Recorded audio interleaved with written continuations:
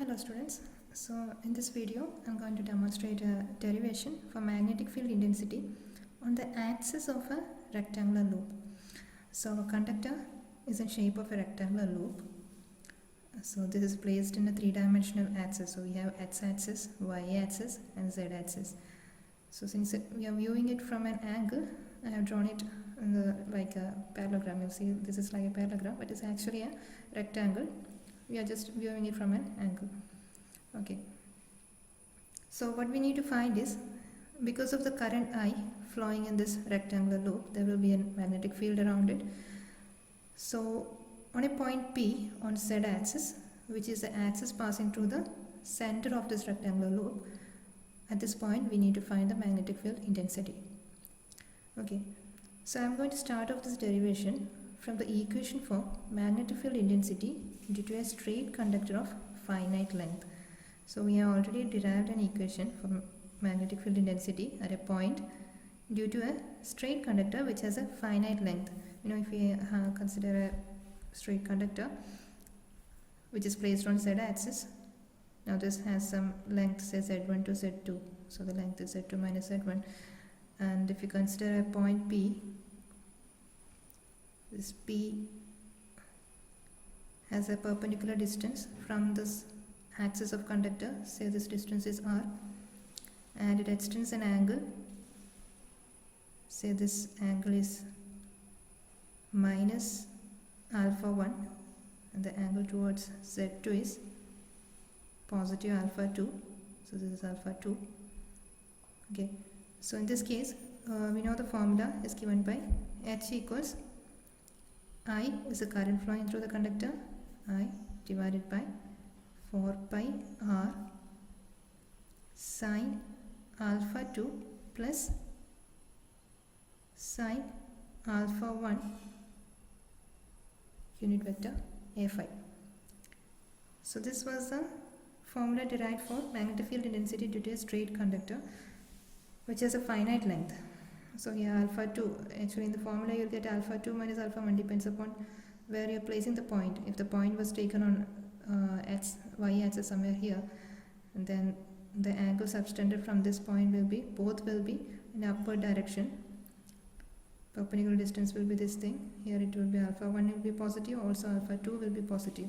So we'll be getting alpha 2 minus sine alpha 1.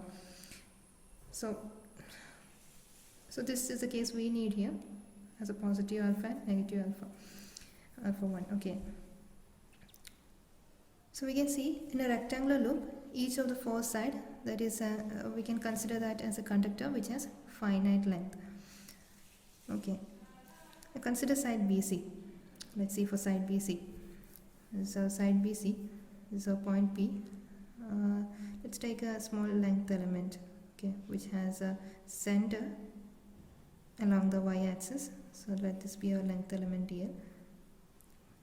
So we join a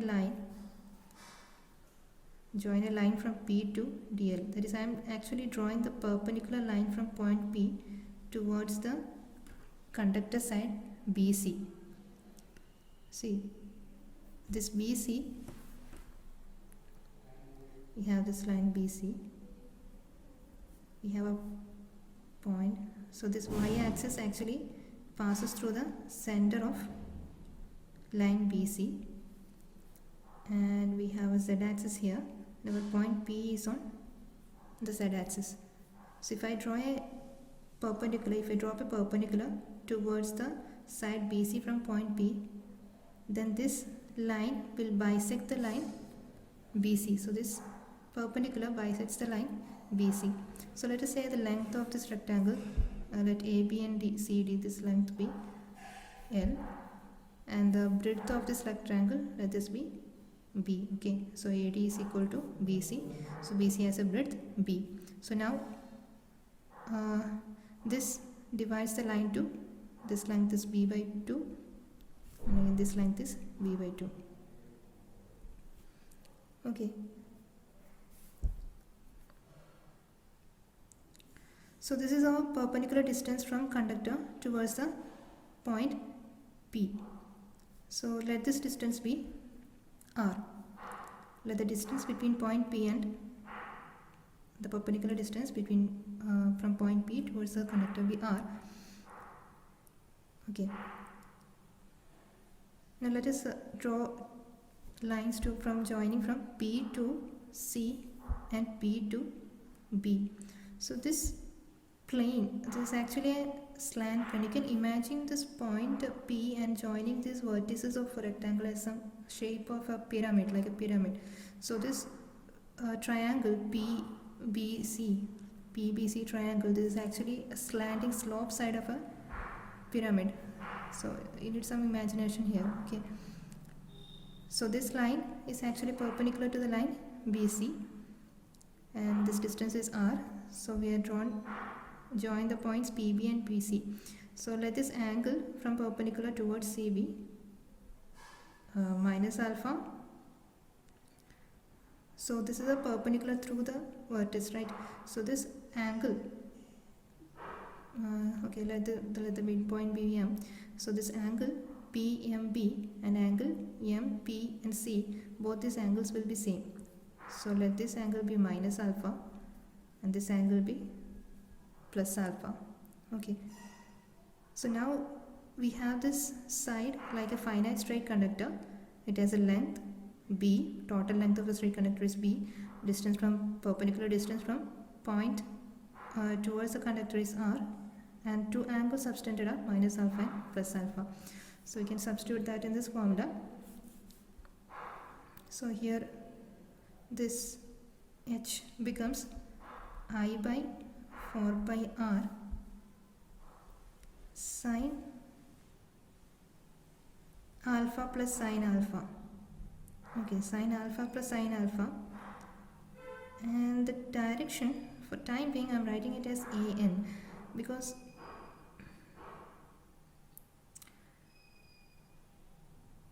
when we derived for a straight conductor we took the direction as A phi, because our point and the conductor, they were lying on the same plane. Okay, point P was on y axis and straight line, so we considered a cylindrical coordinate system and we derived that direction to be Fi. So here it is in a slightly sloped plane, so we need to see what direction it goes. For time being, let us write that direction B. Let that direction be AN. Okay, so now we need to find that direction. Okay, so just solve this one more step. So this will be equal to 1 by 4 pi R 2 sine alpha. Okay, 2 sine alpha AN. Now the point is, this magnetic field intensity that we found, how do you give the direction of a magnetic field intensity? We know we apply the right hand rule, right? So if we have a conductor, we know the direction of the current flow. So we apply a right hand rule, we indicate with the thumb the direction of current flow, then our fingers will curl in the direction of the magnetic field. So at a point, if that point, depending upon the position of the point, we can say whether it is going towards the paper or outward the paper. So right hand rule is a little bit out of this thing, because we have a three-dimensional space here. Another way is, we know the Biot-Savart law. What is the Biot-Savart law? From Biot-Savart law, we know if you consider a small length dl, then the magnetic field intensity due to that element is given Th equals I dl cross AR, or let me say A12, because there's a unit vector joining these 2 points. So dl point is 0.1 and P point is 0.2. The vector joining these 2 points can be considered as a unit vector A12. So dl cross A12 divided by 4 pi R. R is a perpendicular distance. So right now in our case, the distance perpendicular and A12 is on the same line, but it can be different if we consider a small element dl here. If I consider a small element dl here, then if I draw a line from point P towards dl, now the perpendicular distance is different from the vector unit vectors vector A12, right? Okay, so the point is, wherever be the dl, what we do, we find the dh and then we integrate it for the entire length, right? So for finding the component, we took one point along the conductor. So if you see, the dh has a direction which is perpendicular to both dl vector and a12 vector. So the cross product of this dl vector and a12 vector.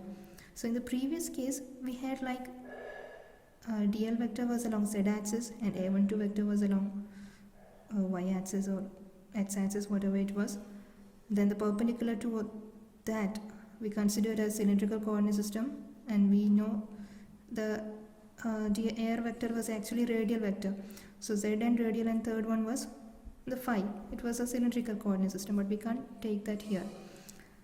So here you see, this is our a12 vector and our dl vector is from point B towards C. So this is the I can say this is the breadth, right? So IB vector, let me call it IB vector.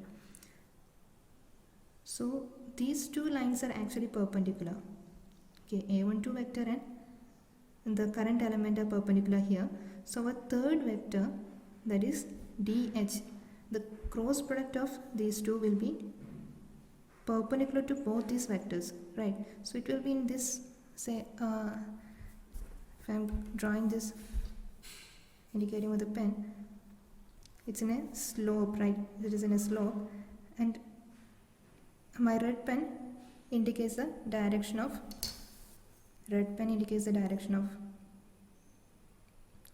the magnetic field intensity. It is perpendicular to both these vectors. So if you see,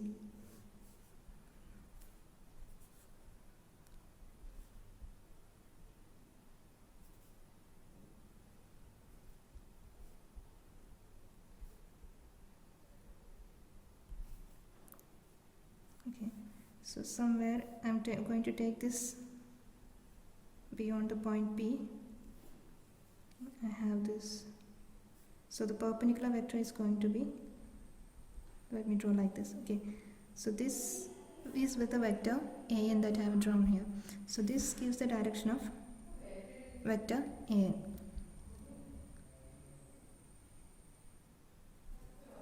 Now this is my z-axis and this is my vector a12.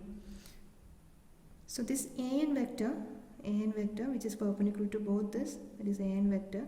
So this an vector makes an angle, say let us call it angle theta. Okay, let me say it makes an angle theta with z-axis. Okay, an vector it is not along any of the axes, it is perpendicular to both a12 and the current element. So this vector we can resolve in two directions. We can resolve it along z-axis, or we can also resolve it another component which will be lying in a plane parallel to the xy plane. So this vector is in a corner, so if you resolve it, one component will be along the z-axis, other component will be lying along a plane which is parallel to the xy plane. So let me draw this as a component lying in the plane parallel to xy plane. Let me call this as arrow. Okay, let this be arrow. So due to a point on BC, on the side BC, the DH can be resolved, the magnetic field intensity can be resolved in two ways. One is having a direction along z-axis, other one is having a direction along arrow axis. Now if we consider the side opposite to BC, that is side DA, if we take a point exactly at the opposite side and if we resolve the magnetic field intensity due to that point, again we will find two vectors. One will be along z-axis and the other vector will be exactly in opposite direction to that vector lying in xy plane. So we got a vector arrow here for BC side. If we draw for the DA side, then we'll get another vector which will be exactly opposite. Okay, this vector will be exactly opposite to arrow vector. So in effect we can see, if we integrate for the entire length for BC and for entire length for DA, and if you add those two components, then all the magnetic field intensity lying in the direction which I indicated by arrow, they will cancel. So whatever remaining will be the Z component. Z component will be getting added up. So now we need to find the Z component, right? Our AN is actually having two components, one is along Z and one is along arrow. So along Z, if you take the angle between Z axis and AN to be theta, okay, this is my angle theta. Now this AN is actually perpendicular to my A12 vector. Again, A12 makes an angle with the remaining of Z. So this angle will be 90 minus theta. This angle will be 90 minus theta. Here at origin we had 90 degrees. Now with that y-axis, this A12 vector will make an angle theta, right? So this AN vector component along z-axis, we can call it as cos theta. AN vector's component along z-axis will be cos theta. So now we can write the effective value of HBC. Now if I'm writing for one side, then I have to consider both these components, and these components will cancel only when I add up for BC and DCA. Okay, so for time being, I'm just taking the z-axis vector because this is going to get a little complicated mathematically. It's easy, just too many steps, right? Okay, I'm going to write only the z-axis. So HBC, we can write it as equal to I by 4 pi r sine alpha. So now AN, this has two components, one is AZ and arrow. So we know arrow will cancel out when we add. So we are taking only the AZ component. So that is cos theta AZ. Alright, cos theta AZ. So now in this equation, here there is a 2. Okay, in this equation we need to find what is sine alpha and what is cos theta.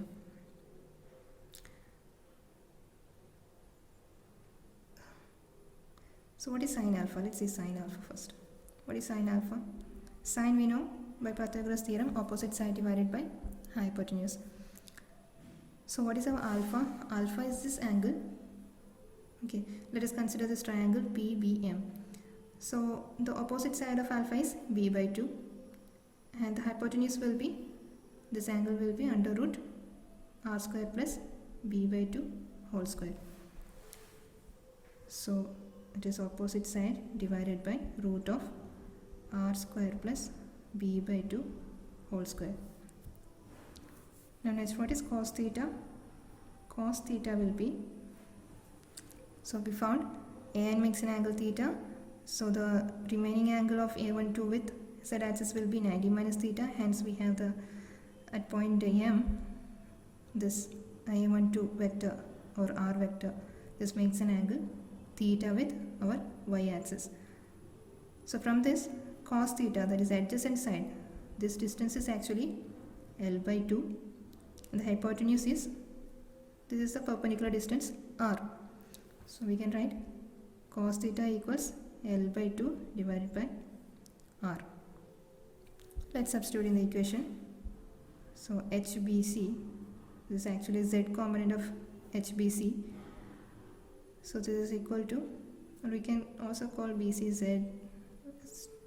Never mind, or you can say it as HZ or something. Okay. Now HBC, we can call it I by 4 pi r 2 into sine alpha is b by 2 divided by root of r square plus b by 2 whole square into L by 2 by r AZ. Okay. So now this r is a perpendicular distance, right? Okay. Now this r also we can see it is a hypotenuse of this triangle POM. Okay, POM. So this is actually a result of these two vectors. OP is the Z distance, call it as Z, ZAZ, and OM is L by 2 AY, that will be L by 2 AY. So R is the distance between, as the sum of these two vectors. So what is R? Sum of these two vectors, that is root of Z square plus L by 2 whole square.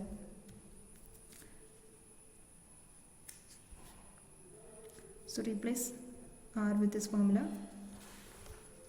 Okay.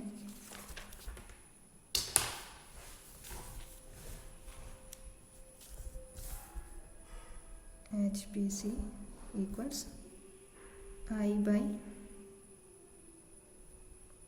4 pi R square, because see here we have 1 4 pi R and that cos theta is 1 R is there, so it becomes R square.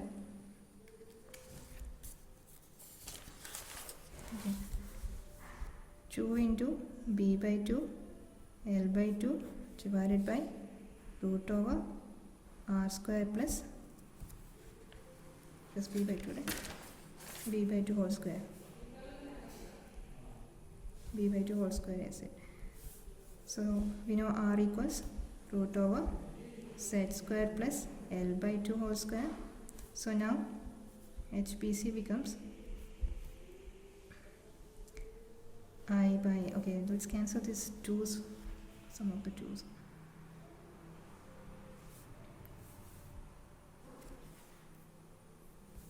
I'm sorry.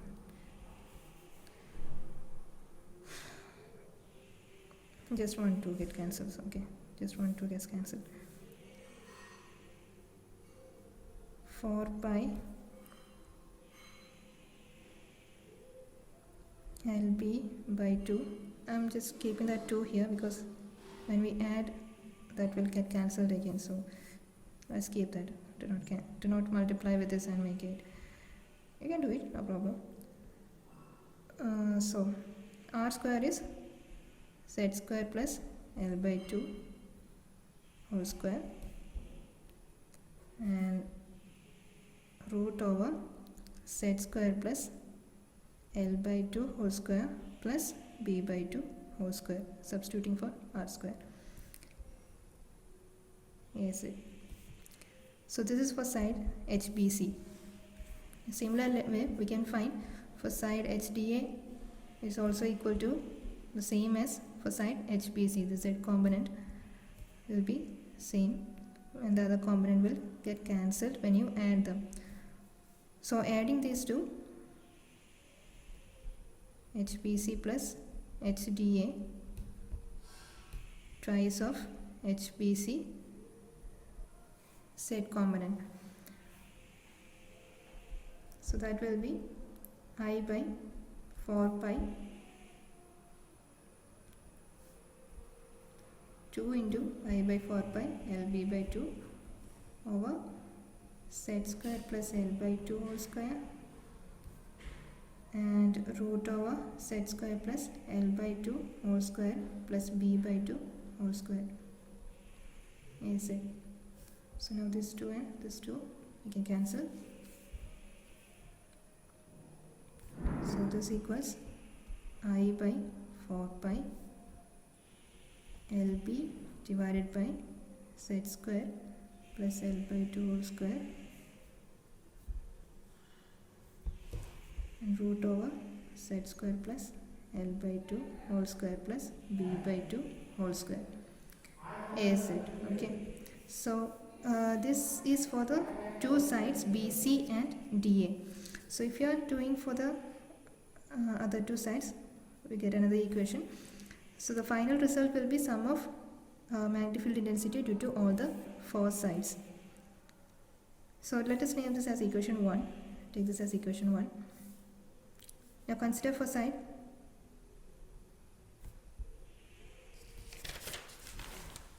AB. Okay.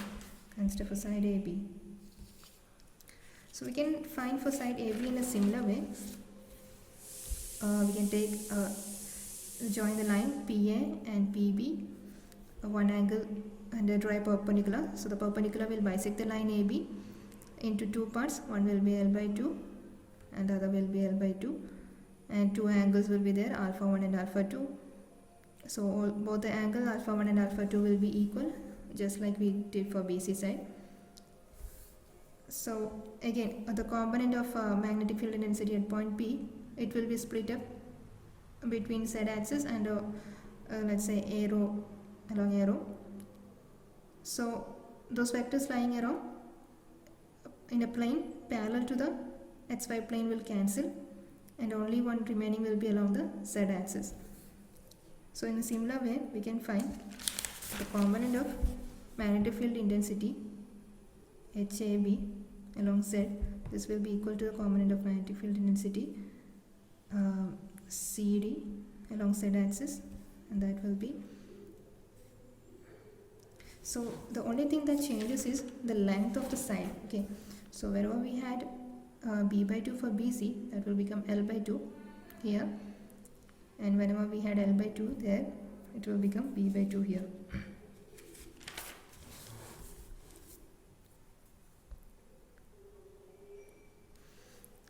So let's see, you can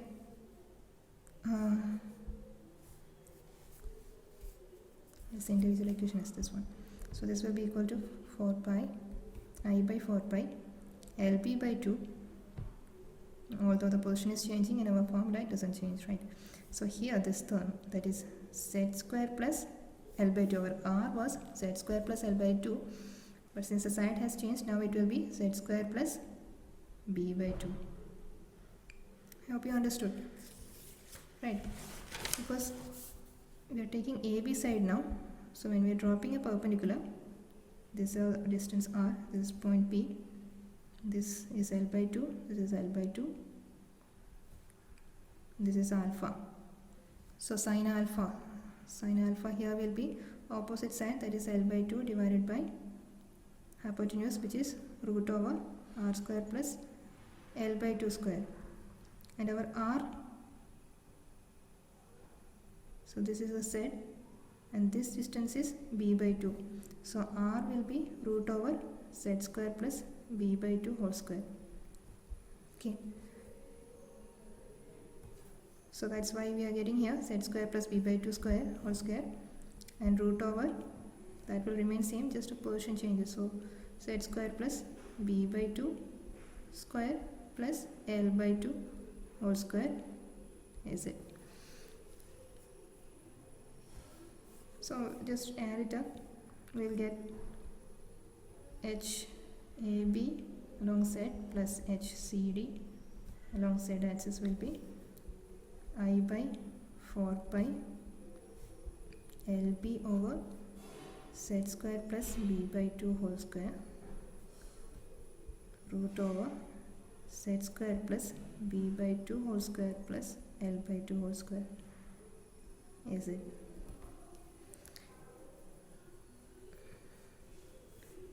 So now we need to find the total magnetic field intensity, H. So this will be the sum of equation 1 and let this be equation 2. Sum of equation 1 and equation 2. So from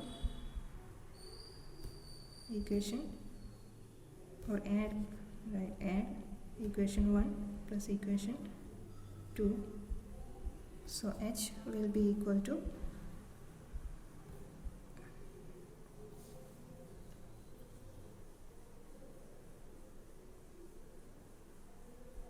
I by 4 pi.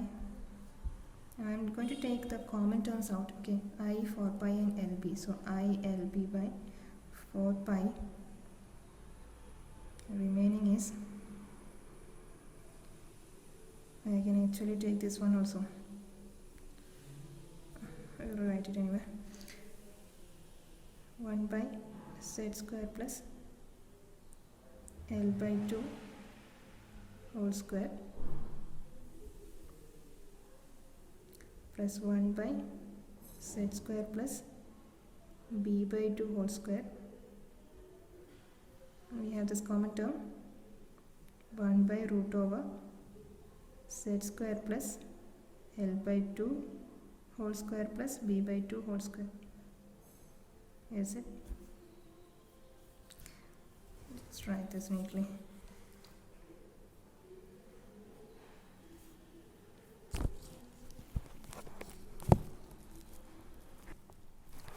Alright, so you can further write this equation.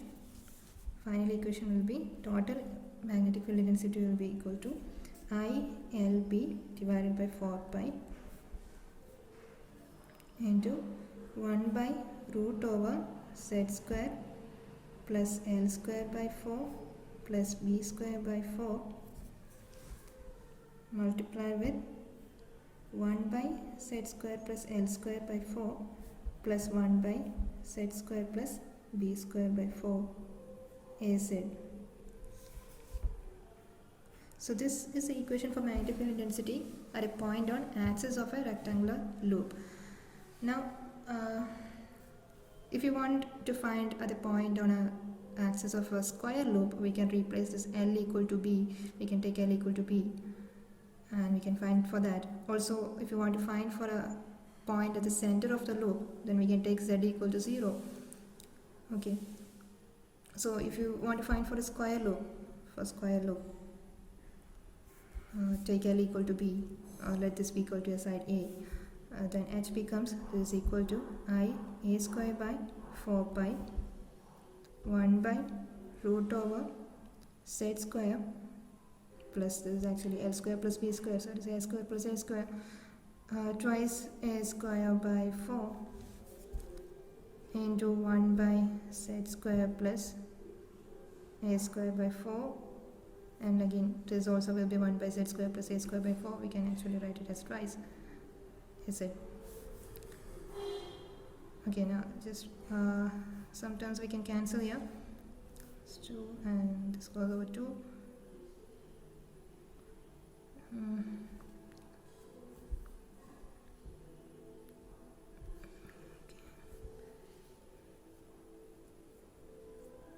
And I think that's it. Okay, that's it. So this will be H equal to I A square by 2 pi 1 by root over Z square plus A square by 2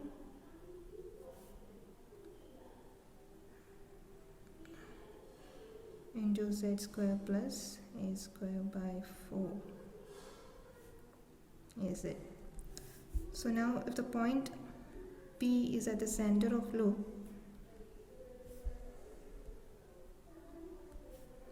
say square loop, let's put Z equal to 0.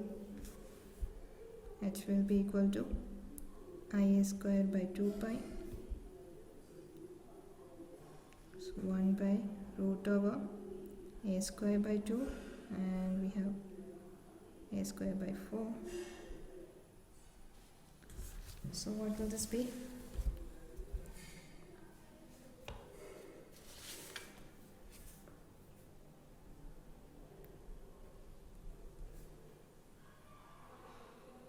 There is a root 2 in the denominator which comes to the numerator, and we have a 4 here, and then we have an A into A square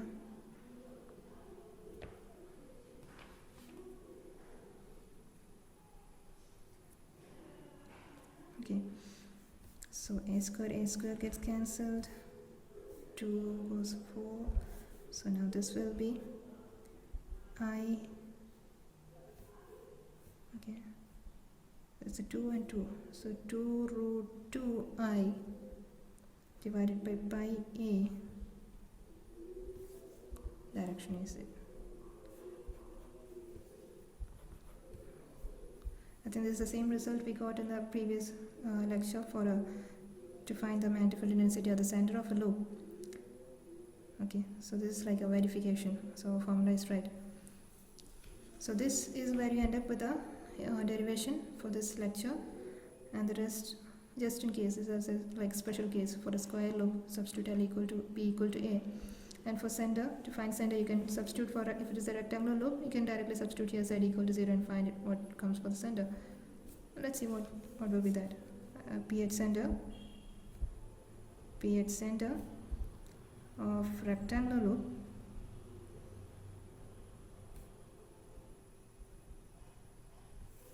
so that will be z equal to 0, substitute z equal to 0, ILB by 4 pi 1 by root over L square plus B square by 4, and we have here 1 by L square by 4 plus 1 by B square by 4, is it? So this will be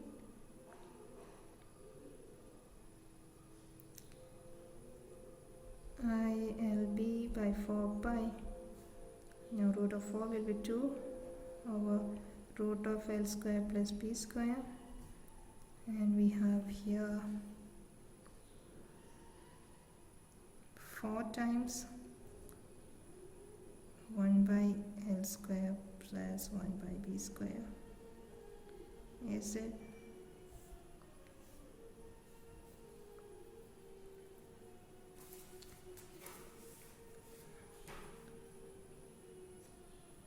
What was the equation for that one? Previous one? 2y root over L square plus B square by LP.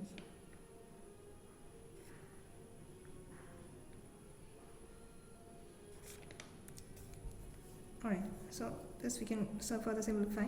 ILB, I'm going to multiply and divide with root over L square plus B square here. So there is a 2 here. So multiplying and dividing, I get here L square plus B square in numerator pi, and there is just 1 L square plus B square here. Then here I have B square plus L square divided by LB whole square, is it? So this cancels with the square, this cancels out. So finally I'll be getting H equals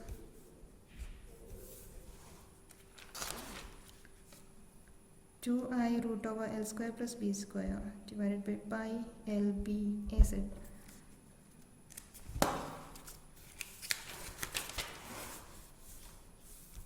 Two I root over L square plus B square divided by pi LB, is it? Okay, this is for magnetic field density at the center of rectangular loop. So in the previous lecture, I think we found exclusively for that. You can see it matches with this result. H equals 2I root over L square plus B square pi LB, is it? Alright, so that's all for this lecture. Thank you.